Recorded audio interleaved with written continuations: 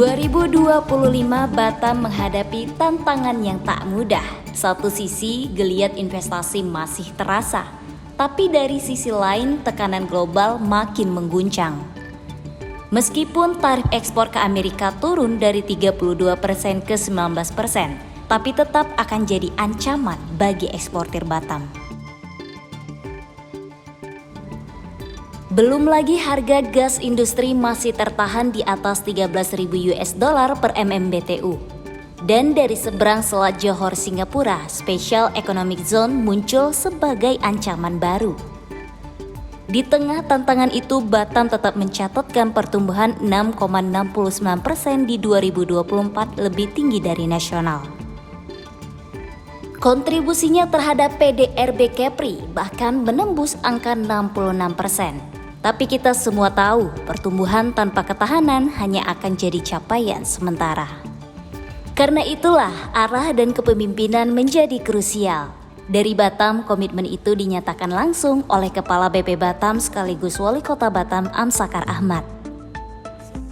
Dan kita selalu berada pada selalu lebih tinggi dari pertumbuhan ekonomi nasional atau ekonomi Provinsi Kepri. Itu pada kisaran 1,5 sampai 2% di atas rata-rata pertumbuhan ekonomi nasional.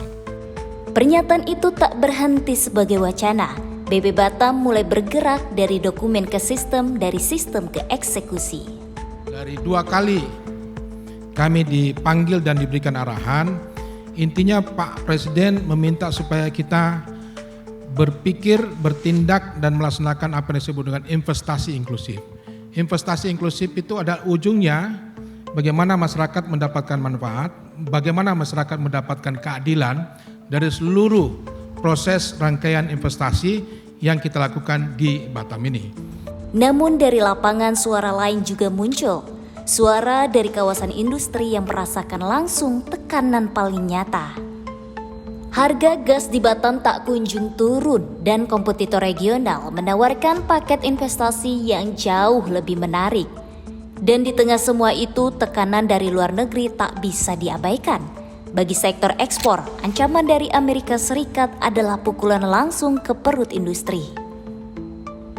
Satu-satunya yang bisa membangkitkan pertumbuhan ekonomi 8% 5 tahun ke depan adalah investasi. Investasinya industri.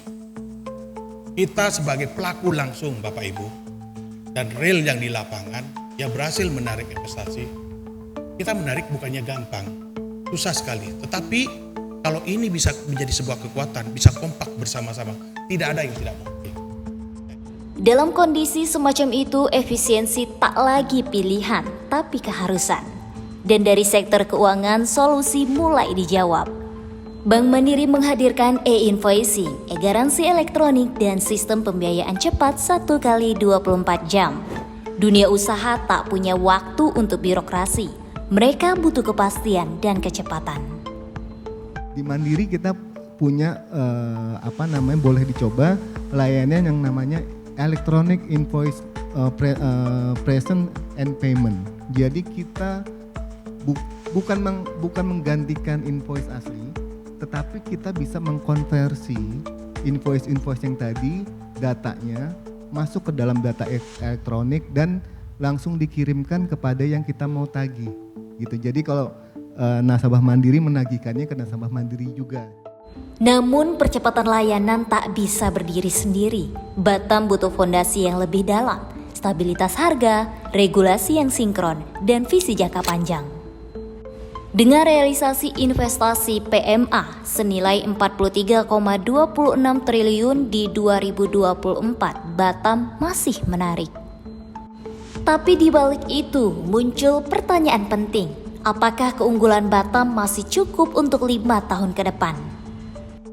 Artinya memang saya melihat Batam ini punya potensi bukan hanya jangka pendek tapi juga jangka panjang. Apalagi secara geografis berada di titik pertumbuhan paling hot di Asia Tenggara khususnya, ya. Malaysia, Thailand udah duluan, ya.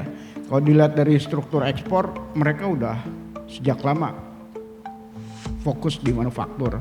Pernyataan itu tak bisa dijawab oleh satu lembaga, tak bisa dijawab oleh satu forum. Tapi bisa dijawab kalau semua pihak duduk bersama, bergerak bersama. Batam tak cukup hanya tumbuh, Batam harus berubah. Dan perubahan butuh keberanian, sinergi, dan konsistensi. Terima kasih atas kolaborasi luar biasa. Sampai jumpa di Batam Investment Forum 2026.